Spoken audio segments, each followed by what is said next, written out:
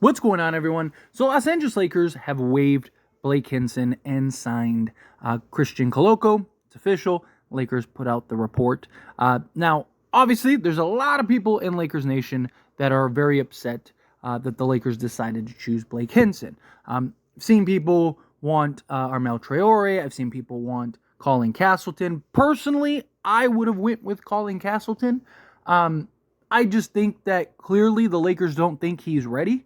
Because if they did, why would you need to bring in another big man, right? If Colin Castleton is the guy that you believe can step right in and play an immediate role for you in the absence of Christian Wood, then why would you need to bring in a Koloko, right? Even if you think Koloko is better long term, right? Like the Lakers' plan is for him to actually get some burn right now, right? So I think that clearly the Lakers do not think that Colin Castleton is ready to have an immediate impact. Where a guy like Blake Hinson, he's clearly ready, at least for the role in which you'd be asking him to play.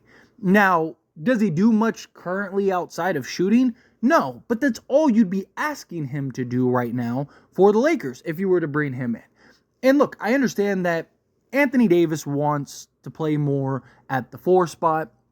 I understand, that getting a big man in a Koloko, right, makes sense for Anthony Davis so he can play alongside the 4, especially post LeBron James, right? When LeBron retires or leaves or does whatever, right, you could slide AD to the 4, and hopefully by then Koloko's ready to kind of take on that starting role. Now you have your starting center of the future.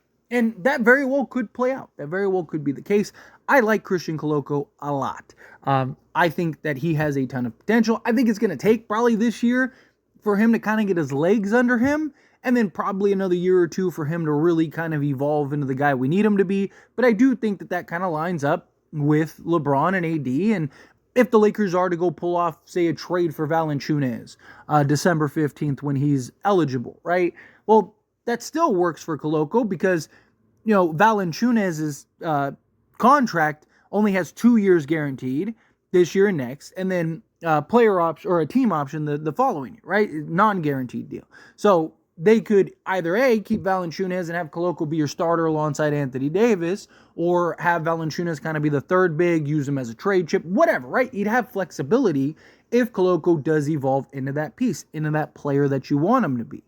But you know what else makes sense and fits alongside Anthony Davis and also LeBron for the next few years? Shooting. Right? Having a kick-out shooter, having somebody that you can go and utilize as that shooter. And Blake Hinson is that piece. Right? They didn't get rid of a guy that's like, he doesn't really make sense for, the next few years. Like Armel Traore, I am glad that the Lakers didn't get rid of. I think he has the potential to be our best young talent. Right? His size, he's like 6'9". He's got I think it's a 7'2" wingspan. He very versatile, can essentially defend 1 through 5. I mean, we even saw it in Summer League. He's shown the ability to stretch the floor a little bit. Is he raw? Is he a project? Absolutely. But he's also like 20 years old, right? So there's plenty of time. You can literally develop him the next 3 years, and he still would be the age of Blake Hinson and even like Dalton Connect and guys right now, right? Armel Traore is 21. I think I said 21, right? But still, right? 3 years from now, he'd still be 24. He'd be at the time that these current guys you're looking at right now would be currently, right? So to me, I just think Blake Hinson in his shooting is very valuable. Maybe not so much right now, this season, because obviously the Lakers have a full roster, and it's like they have several guys that, where do you fit in with Blake Hinson? But if the Lakers do end up moving off of Rui Hachimura and making some type of move or whatever, then Blake Hinson might become a real need. There's no point to have 6 centers on your roster, right? Even if Anthony Davis does play, say 20 minutes a game at the 4, he's still going to be playing 15 to 20 minutes at the 5. He's still, even Anthony Davis is saying, hey, it's not that I don't want to play the 5 or that I'm not open to playing the 5. I just don't want to do it full time. He just doesn't want to spend 40 minutes a game at the center position, which is understandable. Okay, fine. But you have other positions of need. You have other needs. You have a coach in JJ Redick that wants to have a more free-flowing shooting motion offense. And Blake Hinson would fit that, right? He makes a lot of sense for not just right now, but most likely next season, right? I didn't think Blake Hinson would really get a role this season. I think Blake Hinson would get a role most likely next year when, you have a lot of these guys falling off the books. Lakers are going to kind of retool their roster, right? D'Angelo Russell probably off the team at that point. Jackson Hayes, Christian Wood, Cam Reddish, right? So depending on how things shake up and how you round out your roster, it's very possible you might have a need and a spot for a cheap young talent or a cheap young shooter. That's where Blake Hinson could come in. That's where Blake Hinson could really shine and thrive. Now, I do think that Christian Koloko very likely will be on the main roster next season because Jackson Hayes, you can kind of just let him go, and then Christian Koloko can kind of fill in and take that spot, right? Again, I am all for Christian Koloko. I like Christian Koloko a lot. I just think, keeping Blake Hinson, keeping Armel Traore, and then swapping Colin Castleton for Christian Koloko made more sense. You're swapping out a center that you clearly don't see as a ready now piece for a guy that you are higher on. Because again, why bring him in? Why, based on the original reports, say that he has a chance to actually get meaningful minutes in the front court? Why do all those things if you have Colin Castleton? Right? Are you planning on playing Colin Castleton at the 4? Maybe. I mean, the thing about Colin Castleton, I like Colin Castleton a lot. I really do. But he might as well be 5'11 instead of 6'11. Right? He plays very small at times. He's not very physical. He's not very imposing of his will. And that could be an issue in and of itself. And that could be something that the Lakers are looking at.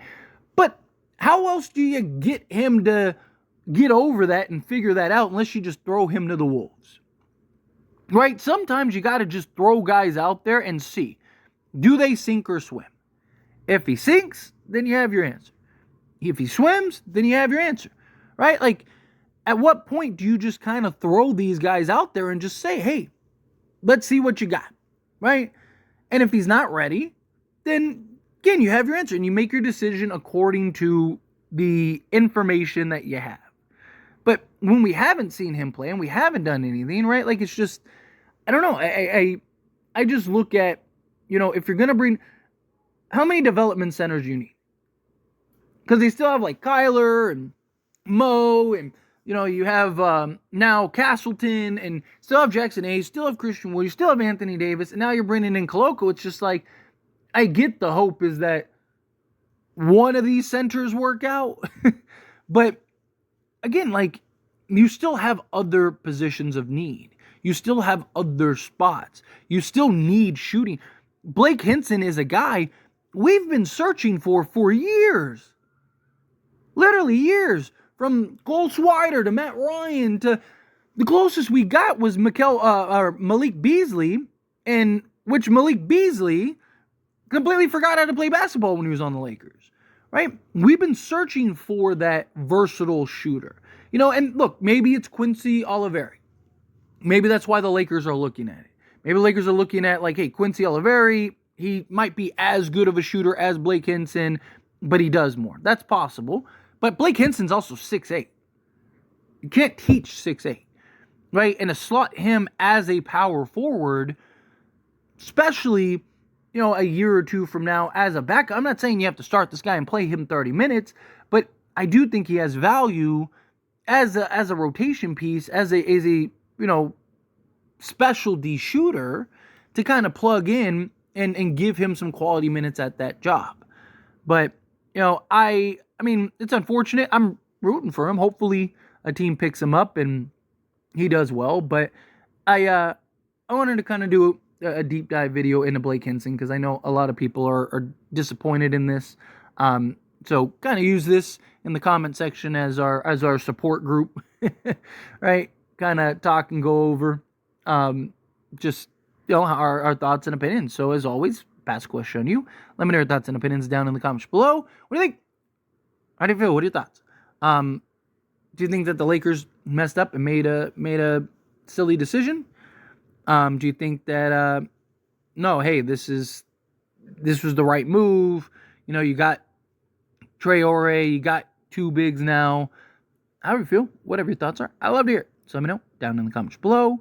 That being said, if you haven't liked this video, hit that like button. Helps me a lot. It's me enjoy these types of videos, and I truly appreciate it. Not subscribe to the channel, hit that subscribe button. Turn on the bell notifications.